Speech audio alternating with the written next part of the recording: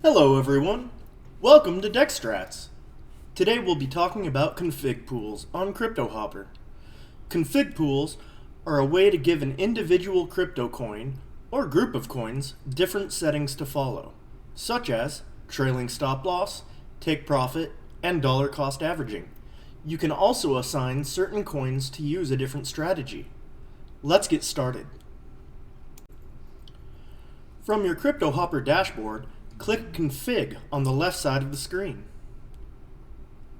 Then click Config Pools. From there, we can make our first config pool. Click Add Config Pool in the top right. That brings up our configuration screen. I'll name this config pool as Scalping Pool, because I'm going to use this pool for coins that I want my bot to scalp with. Now I'll add the coins I want to be used for scalping. Moving on, you'll notice that a lot of the options are the same options you can change in your base config settings. This is how config pools allow your bot to use different settings for different coins. Right now, I'll select the Strategy tab and set the strategy for these coins to Dex Profit Scalping.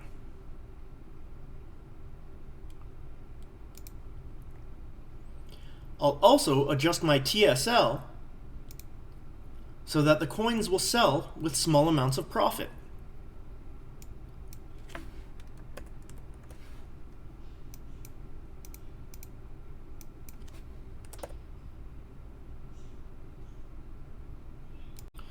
You can adjust your settings as you desire. Keep in mind, the settings you use here will override your base config settings for any coins you've included in your config pool. Once you're done, click Save. That's it! You've made your first config pool. Once you've clicked Save, you'll be returned to the basic config pool page. It now shows the config pool we just created. Notice that it says the pool is enabled.